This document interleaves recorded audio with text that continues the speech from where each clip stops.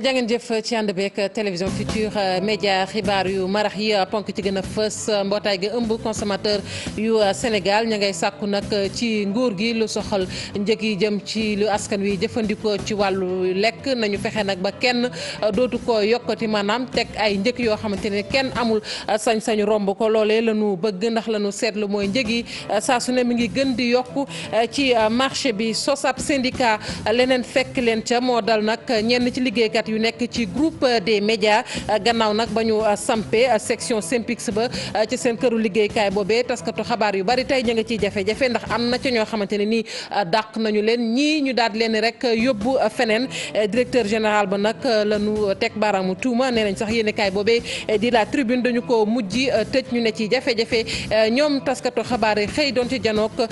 seeni ñooñ ñu wax ci wàllu politique ak parti démocratique bu Sénégal du bokk ci benn woote boo xamante ni nii njiitu réew mi Macky Sall moo ko organisé loolee nag dogal la bu tukkee ci secrétaire général bu PDS ñenn ci analyste nag am nañu koo gisee nee nañ nag ki fi nekkoon njiitum réew di maître Abdoulaye Wade dafay rek def pression ci Macky Sall ngir nag ñu lal waxtaan gannaaw jafe-jafe yoo xamante ne ni tukkee ne ci woteek faluk député yu weesu tàggat yaram ak basket ci wàllu góor ñi nag tey ji def nañu seenub tàggatu door nañu ko ca stadium Marius Ndiaye lépp nag ngir waajal afro basket bi nga xamante ni nii jàpp nañu ko ci weeru septembre mbokki ponk yaa ngi nii ci yaatal gi léegi-léegi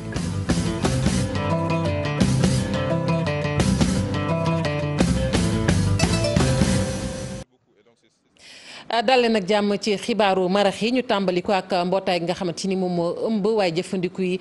ci Sénégal ñoom nag fi mu ne leen képp lu nu bëgg di ko sàkk ci nguurug Sénégal muy lu soxal njëg yi jëm ci la askan wi yittewoo ci wàllu lekk nañu ko daal di fexe nag ba kenn dootu ko yokkati maanaam tëral ay njëg yoo xamante ne kenn dootul am sañ-sañ yokk ko ndax seetlu ne saa su ne lu soxal wàllu njëg yi ma ngay gën di jéggi dayoo waaye leneen tam lañu bëgg mooy wàllu soble bi nañu fexe ba mu dugg si waat ci biir réew mi muy soble bay jógee fële ca bitim réew dañ ci ànd ak Abi Faye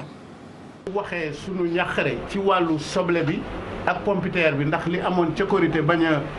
amaat ci Tabaski dalal nañu sunu xel ci wax foofa waaye loolu dañu koy jàpp di ko sàmm réunion boobu ci la ñuy dogal ndax daanu bàyyi soble tubaab bi ñëw ci réew mi wala dañu téyendi soble boobu jëfandikoo bi ci réew mi ñun nag suñu gëstu wax nañu ne soble bi ñore Sénégal attanul suñu soxla dem nañ ba taxaw ak nguur gi fexe ba ne ko soble bi da nga koy taxawal maanaam li ñuy wax prix au plafond njëg goo xam ne du ko mën a wees. mu nekkoon Émile Sène doon wax ci turu mbootaay gi ëmb way jëfandiku yi ci Sénégal ñi nag ci ay jafe-jafe la ñu ne sosap syndicat ba leneen fekk leen ca moo dal ñenn ci liggéeykat yu nekk ca groupe des médias gannaaw ba ñu sampee nag ab section Synpics ci seen kër googee tey ñu bari ña nga cay jafe-jafe am na cay taskatu xabaar yoo xamante ni jot nañu leen dàkk ñii nag ñu daal leen yóbbu ci feneen loolee yëpp nag metti leen la ci gën a méttee sax mooy yéenikaay boobee di la tribune nga xamante ni dañu ko tëj kañu ci joxaan baraamu tuuma nag mooy directeur général bu groupe ba tey taskatu xabaar yi ne ci jafe-jafe doon janook seeni ñooñ Fatou Bintou Konté gannaaw ba ñu taxawalee li nga xam ne moom moo di ab syndicat di section Synpics fee ca des médias 14 juillet bii ñu dëmmal benn situation bu graaw moom moo fa jot a am ndax ci biir entreprise boobee depuis bi syndicat bi taxawee ki nga xam ne moo di directeur général bi di Bougane Gueye Dany dafa commencé di dàqaate ak tamit di affecté journalistes yi fa ka neex. Le 24 ci la ñu jox Massamba Mbaye mi di suñu directeur ab lettre d'autorisation pour ñu amal suñu AG le 25 ñu jox ñu notification ñu ne ñu seen contrat jeex na. te dañoo signé ak ñoom CDD boo xam ne njëkkoon nañoo signé ak ñoom 3 mois d'essai renouvelable ñu def fa 6 mois ñu jékki-jékki ñu ne non ci biir CDD bi da ngeen signé waat 3 mois yeneen d'essai ñu ne leen loolu mënul ne le 25 la ñu jox notification bi te notification bi ñoo ngi ko daté le 21 mooy jour bu réunion bi am ça veut dire que ci date yi lañ doon xool dañ doon daf ñoo menacé mu xool nag dinañ dugalaat lettre AG ci la ñu joxee notification boobu nga xam ne dara teguwul ci du dëgg du yoon. contrat yi moom loolu fu mu war a dem dina ko dem parce que non seulement du contrat yi ñu signé la ñu jox mais en plus dañoo falsifier signature yi pour produire ñu contrat yoo xam ne amul fenn 2 ans la ñu signé ak moom contrat déterminé à durée déterminée CDD. Entreprise bu normal ngay gis Sen TV rek ñoo xam ne da ngay signé contrat 6 mois munoo am sa retour contrat. li ci gën a garaaw sax moom PDG bi dafa jaar sax faf tëj li nga xam ne moom moo di journal groupe bi ñuy tuddee La Tribune ba pare ne employé yëpp nañu dem au chômage ndax amatul koppar. ñu dem le 28 mu def affichage La Tribune mu ne yóbbu naa leen chômage technique boo xam ne woo ñenn ñi nga xam ne ay employé lañu foofu wax leen dama leen bëgg a yóbbu chômage technique dama am problème. te moom ci réunion 21 boobu ñu am moo ngi ne carrément mosul amal imprimerie Baba Tandian lay liggéey mosu koo amal xaalis da koy fay sax à l'avance jour réunion boobu la ko wax kon ngeen xam ne loolu dëgg du yoon. tey nag ñoom journalistes yooyee jàkkaarloog taskatu xibaar yi di ñaawlu ñàkk kersa gi nga xam ni Bougane Gueye Dany moom la nekkee seen digganteem ak employé mi. ci maanaam ñuy reporter yeeg ak techniciens yeeg caméraman yi yu nekk Zik FM ak Sen TV. ci la pare mu dem Tribune ci boobu nag xamal nañ ne ci la feete premier milliard am ab 2006 te ba 2004 Bougane mën nañu wax ne reporter la woon mu am yu bëri yoo xam ne wax nañu ko di ñu ko menacé waaye loolu taxul ñu dellu. moom employé des médias yooyu nga xam ne dañ leen a jot a dàkk xamal nañu ne ñoom nag fi mu ne nii dañoo fas yéene xeex bu fekkee sax dañ ci ñàkk seen bakken ndax li moom duñ ko bàyyi benn yoon muy jëm kanam. ci loolee la ñuy des Fatou Bintou Konté muy jafe-jafe yooyu nga xamante ni nii groupe des médias mi ngi koy jànkonteel du moom képp ndax bari na ay këru tas xabaar yoo xamante ne fii ci Sénégal ñi ngi jànkonteeg jafe-jafe bu ni mel loole nag ñu ne mën naa dakk ci kaw administration bi jox gëdd bu baax a baax taskatu xabaar yi def nag la ko war ngir ñu bañ a nekk ci ay jafe-jafe. Ali Fall moo wax ci turu SYNPICS suñu teewlu ko ak Fatou Bintou Konté. patron de presse day xëy rek bu ko neexee xotti ay contrat am na ñoo xam ne amuñu sax contrat kenn du cotiser au niveau des institutions sociales je veux nommer IPRES ak caisse de sécurité sociale maanaam comme si médias yi daal moom milieu la boo xam ne nii lu waay neex def patron yi moom lu leen neex def du ma ne dara du leen ci fekk ndax saa yu ñu demee tribunal ñu daan leen waaye daan yi day jël ay at yu bari ñoom loolu lañ ci xam moo tax ñu ci bëri dañ naan mën naa def lu ma neex rek xam naa ne balaa may fay fii ak juróomi at laay fay il faut que nag administration du travail l'État du Sénégal il faut que mu jël ci ay responsabilités yónni ay inspection ñu xool xam li xew ci këru liggéeyukaayu médias yi xool contrat yi yan façon contrat la ndax liggéeykat yi ñi ngi respecté seen i àq est-ce que ñi ngi cotiser pour ñoom à l'IPRES et à la caisse de sécurité sociale entreprise de presse bu mënal matul loolu ñu tëj ko bonnement et simplement. bis bi ñu jagleel wàllu décentralisation màggal nañu ko ci Afrique décentralisation ak wàllu koom fii ci Sénégal nag seetlu gi mooy communes yi ba nëgë ni nag amul encadrement ba ca war loole nag ñu gis ni loxoy nguur gi ci la ndax kilifa yi waroon nañoo am beneen taxawaay ci wàllu woowe ay spécialiste ñooñu gisee Ibrahima Etia mi nga xamante ni nag moom wax na ci turu cercle des communicants ci wàllu décentralisation nag la mu ngi sàkku itam mooy ñu daal di sos ab kuréel goo xamante ni nii dana def taxaw seetlu ci acte 3 décentralisation dañ ci ànd ak Maimouna Ndiaye. li ko dalee communauté rurale dem ba ci gox-goxaan yi jaarale ko ci région yi réewu Sénégal histoire am ci décentralisation lu yàgg la. Sénégal indépendant. acte bu njëkk ñu ngi ko amal 1972 parce que yemuñu rek ci commune yi fi nekkoon mais bay nguuru Senghor ñëwee dañoo xalaat ne war nañ gën a mën a jëmal jox doole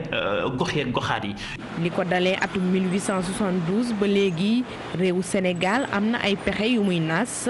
wante ba léegi li ñu seetlu mooy dafa des. tey jii di nga gis ay communes yu bëri rawatina ci biir réew mi yoo xamante ni amul doole ngir développer seen bopp. ñu jàpp ne nguur gi ci boppam dafa war a taxawal benn groupe de travail boo xamante ni moo war a sëgg càmbar def évaluation wu première phase bu acte 3 de la décentralisation bañ a nekk rek ay wax kese ay waxi politique wax yuy naaw. fukki fan ci weeru août ñuy màggal ci Afrique bés bi nga xam ni moom la ñuy jagleel décentralisation fii ci Sénégal amul benn xumbute buñ ko jagleel ki jiite cercle bi nga xam ni ñoo gëstu ci décentralisation ñaawlu na ko. daaw ñaawlu woon nañ ko parce que daaw soo seetloo jamono ji débat bi yëpp c'était autour de la mise en place du haut conseil ren ji lépp waxi politique législative la ñuy wax pourtant dañ ko waroon mën a def parce que tey jii ñu ngi ci contexte acte 3 de la décentralisation ñu jeexal première phase bi di waajal deuxième phase bi te ba fi mu toll ni amul dara lu leer loo xamante ni nit ñi mën nañ koo wax wala xam ko ci li deuxième phase bi ëmb. ñu jël ay dogal yu mat sëkk yoo xam ni dina jëmee réew mi kanam ba nga xam ni ñaareelu pàcc bi ñu jagleel acte 3 bu décentralisation dinañ ko mën a yeggale Ibrahima Etia foofu la gisee. Maimouna Ndiaye cant ngërëm ñeel na la kuréel gi ëmb pharmacien yi nag ci Sénégal ñoom ña ngay wéy di naqarlu ñàkk kaaraange gi nga xamante ne nii am na ci seen liggéey ndax saa su ne ñu ngi faral di dajji pharmacie yi di leen sàcc naka noonu garab yi nga xamante ne dëppawul ak yoon ñu koy jaay fii ci Sénégal te ku mu neexit jaay garab loolee lépp nag ñu ne daf fee war a jeex ndaje mi ñu amal at mu ne ren jii ca Somone la ñu ko def Cheikh Anta Diop Mamadou Gueye. kuréel gi ëmb pharmacien di ordre des pharmaciens ñoom mer nañu ba futu yëkkati seen kàddu ci jafe-jafe yi nga xamante ne ñoom am nañu ko ci seen wàllu liggéey ñoom sax ñi ngi joxoon baaraam tuuma ni daa mel ni nguur gi da leen a seetaan ndaxte jamono yi ay nit ñu bëri ñi ngi jël ay garab yoo xamante ne teguwul ci yoon wala yu périmé yu baaxul di ko jaay ci marché bi mel ni pataaral dafa am ci mbir mi. réewu droit la réewu lan la ndax pharmacien bi aussi. dañu jàpp rek ne garab gi ku nekk war na ko mën a gérer ku nekk war na ko mën a manipuler je pense que état moom moo am ci mission sàmm alalu doomu aadama sàmm doomu aadama yi mais sàmm également yoon di dox ci lépp àccakat bi dani garab kenn mënu koo yore kenn mënu koo jëfandikoo ku dul ne pharmacien la kon ci loolu bu ñu demee ba mën a fab ay nit du ñu dara yu ay pharmacien jànguñu ñu mën a fab ba ñu jël la nga xamante ni yoon jàpp na du yoon ci ñoom ñu daal di fabaat ko delloo leen ko moi je pense que loolu dafa interpeller la santé publique maanaam wér-gu-yaramu askan wi parce que kenn mënul garantir solo ak wér-wéru ak li nga xamante ni garab yooyu mën nañ koo jëriñ ci doomu aadama. jaay garab gu lewul gu baaxul nemmeeku nañ ko bari na ci Sénégal ginnaaw arrêté bi nga xamante ne nguur gi génn woon na ko ngir xeex lu jëm ci wàllu garab yooyu nga xamante ni ñu koy defar ci beneen anam ngir nag fexe nag ba xeex mbir mi ordre des pharmaciens lan lañ ci ay pexe. am yu bare quand même ko war a jox. pharmaciens yi sax ne nañ jóg nañu laxasaayu taxaw temm nag ngir xeex mbir mi ndaxte xayma yi nga xamante ni def nañu ko lu jëm ci réew mi ak ci sous-région bi gis nañ ne at mu nekk lu toll ci junniy tuut tànk ak ñaar fukk ak ñaar ak lu teg de ñu faatu ginnaaw garab yu baaxul yi nga xamante ni ñu ngi koy jëfandikoo. ñu wax ci wàllu njàng meek njàngale mi rawatina ak baccalauréat 2017 bi résultat yi ca tukkee nag nee nañu daal des na baaxul loolee gis-gisu professeur bi nga xamante ne nag Sekel Njing la ñu koy wax moom la mu xamle rek moo di ne Sénégal daal war na gën a taxawaat ci wàllu njàng mi ak njàngale mi ndax la ñu seetlu mooy ba nëgëni nag jafe-jafe yi mi ngi ci moom moom nga xamante ni moom moo yore li ñu duppee CIPROS ne nag donte ay mention sax bari leen nañ ko lool teewul système éducatif bi dañu ko war a xoolaat ñu teewlu ko ak Dissa Prera. comme ni nga ko waxee yu baaxuñ yu catastrophique la ndax bu ñu xoolee daaw naam ak yi ko jiitu constaté woon nañ ko am na une tendance baissière mais cette tendance également dafa xaw a conforté wu. Il est aujourd'hui, le taux annoncé tourne autour de 31%. Alors que daaw amoon nañ téeméer boo jël je crois que fanweer yi ak juróom-benn amoon nañ seen baccalauréat loolu la ci indi je crois qu'il y a d'abord le contexte comme ni nga ko waxee bakku ren bi je crois que bac bu particulier la ndax fraude yi ñu fa constaté ay candidats yi dugg classe ñu génnee leen ndax ay fraude à vaste échelle. yooyu xaw na perturber candidat yi. formation yi xam nga li koy indi mooy élève bi mu nekkee dans un environnement bu ko mën a permettre parents am na ay moyens di ko jëlee ay professeurs ñu koy jàngal ci kër gi mu am livre yëpp matériel jumtukaay yu war ci njàng mi je crois que bu jàngee bu defee tuuti war na mën a am mention ñu wax ci leneen muy accident yu bari yeeg bakkan ya cay rot Gora Khouma bi nga xamante ni moom moo jiite li nga xamante ni moom mooy union routier yu Sénégal moom nag am na nu mu gisee ci fukki mesure maanaam fukki matuwaay yi nga xamante ni nguur gi jël na ko ngir xeex accident yu bari ci tali bi nee na nag fukki matuwaay yooyee des na war nañ koo gën a dëgëralaat ci kaw tamit ñu dooleel ñi nga xamante ni ñoom ñooy transporteur routier yi Gora Khouma nekkoon tey jii ganu xibaar yi ñu teewlu ko ak Chérif Dia. 10 mesures dañuy wax rek saa boo yow gis accident dama ne nañ am fit bu toll ni acteur transport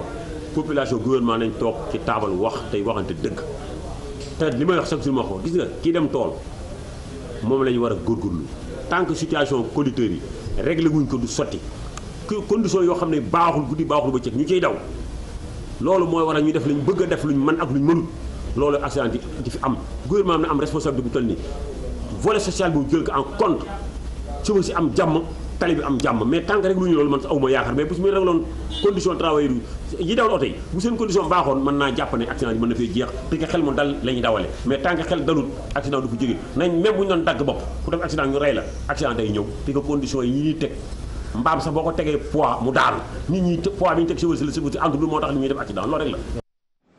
ñu wax ci wàllu politique ak parti démocratique bu Sénégal bi ne nag dootul bokk benn yoon ci ay wote yoo xamante ni Macky Sall moo koy organiser secrétaire général bi moo ko xamle muy maître Abdoulaye Wade ay analyste nag àddu nañu ci bokk na ci Valdiodio Ndiaye bokk nag ci kuréel gi ëmb mbootaay société civile bi ak professeur Mbaye Thiam moom analyste la ci wàllu politique ci seen gis-gis nag maître Wade la ñu ne mooy jéem a gëtëm njiitu réew mi Macky Sall ngir ñu amal ay waxtaan yoo xamante ni dana soxal jafe-jafe yi ñu nemmeeku ci woteek faluk député yi Alassane Ba Mohamed Dieng.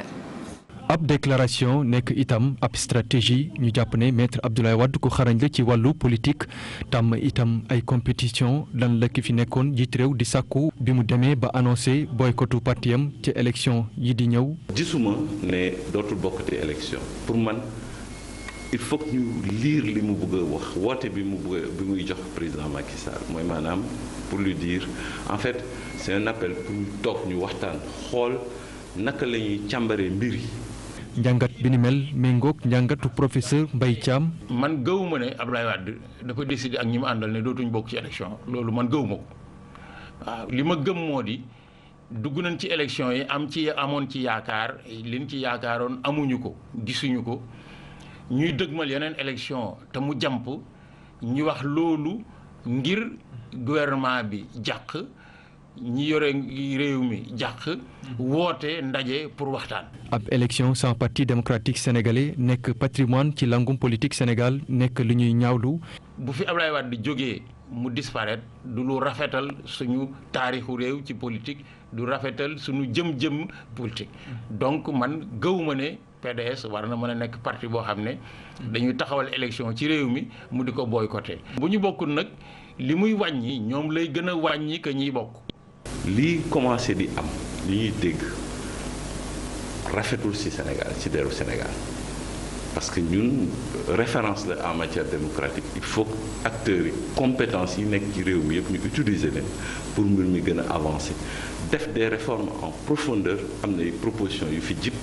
ñu xool naka lañ koy opérationnaliser. ñaar ñi ñu tàllal micro li ñu wax dafa leer maître Abdoulaye Wade ginnaaw déclaration bi mu def ñu jàng ci ab waxtaan bi muy sàkku ngir xoolaat système bi te ñu jàpp ni sax kii di président Macky Sall moo war a réceptif.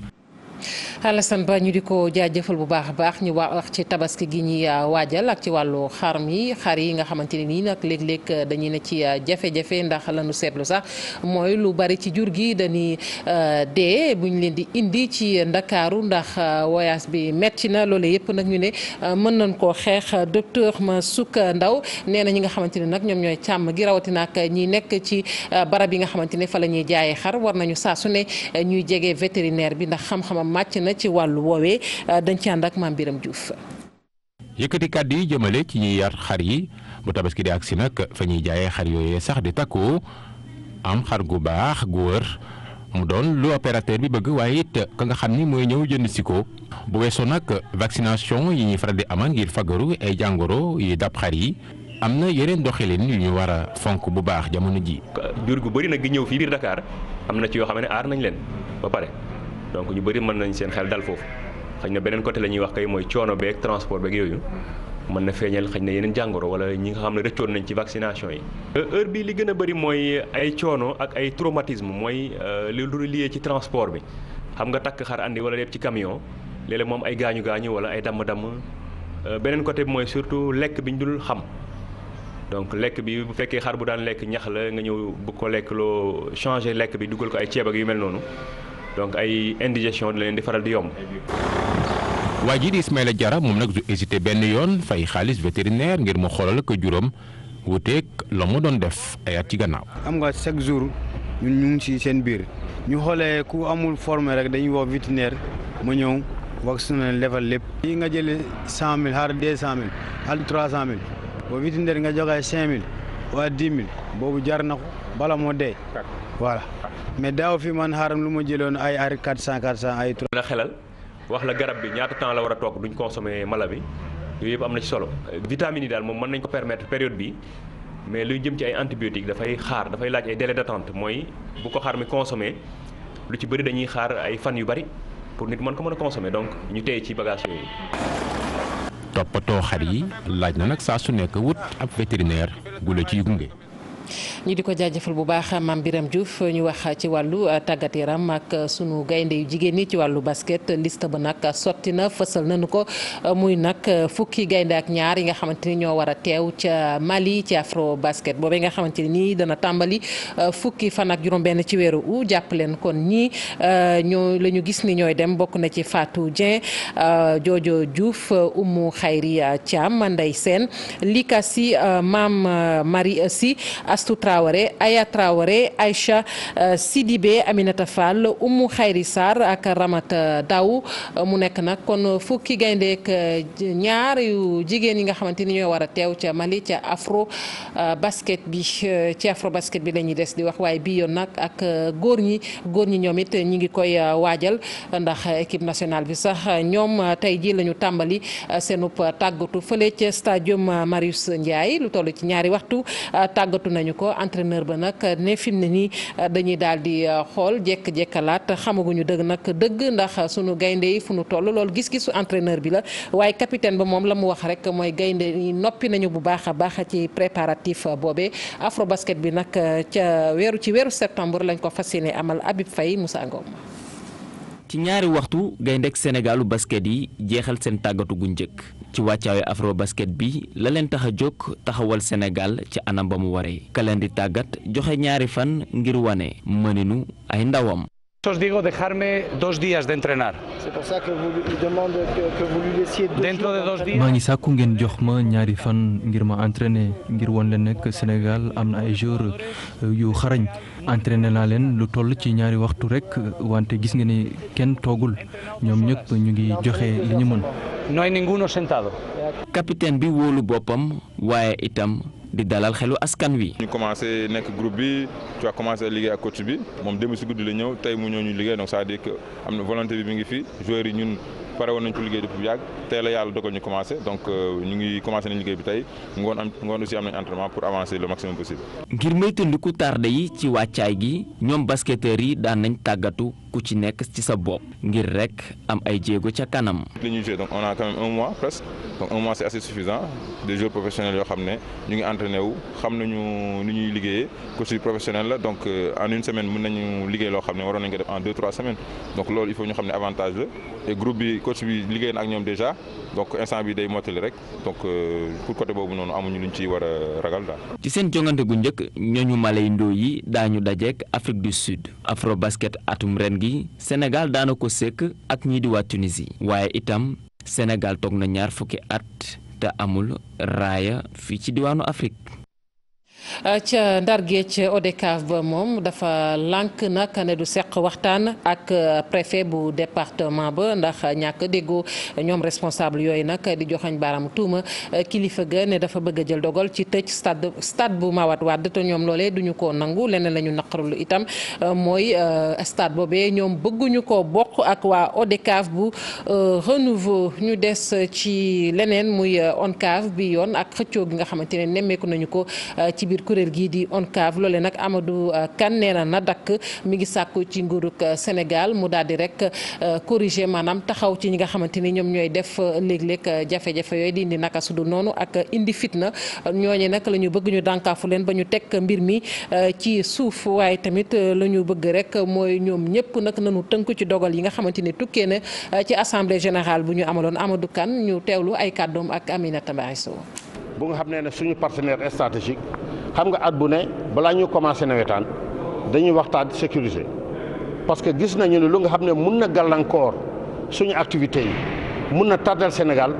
mooy violence nag sur toutes ses formes mais xam nga Sénégal yi toujours suñu naan violence rek dañuy wax ne nawetaan moo ko indi wala lamb ñu moo ko indi or que ñun lu ñu gis ne mooy phénomène de société la aujourd'hui kon ko gis nañu ne que ñun nous sommes le cadre unitaire le plus important du Sénégal. ASC Grand Médine mii tey jii nii amul kenn ku dëkk Grand Médine te bokkul sa ASC bi ngay politicien ngay magistrat ngay député ngay policier ngay gendarme ñëpp ci biir lañ nekk. donc kon ko aussi nawetaan bi gis nañu ne am na njëriñu Sénégal parce que commencé par man passant par vous ak sénégalais yëpp bépp nit tey jii nii nekk na de près ou de loin membre nawetaan ñu gis ne kon ko nawetaan am na utilité boobu il faut ñu def ko bañ am xuloo bañ am xeex di remercier nag WANEP parce que du tey nag rafetlu nañu le fait que tey jii nii ministère des sports mu bind gouverneur région Sénégal yëpp naan leen légalité bi nañ ko rek. ci xibaar boobee la ñuy jeexalee mbokk yi tàggu nañu leen sant leen gërëm leen ci teewlu bi ci kanam tuuti Cheikh Tidiane Diawo dina fi teew faram-fàcc leen xibaar yi ci nasaraan jaa ngeen jëf.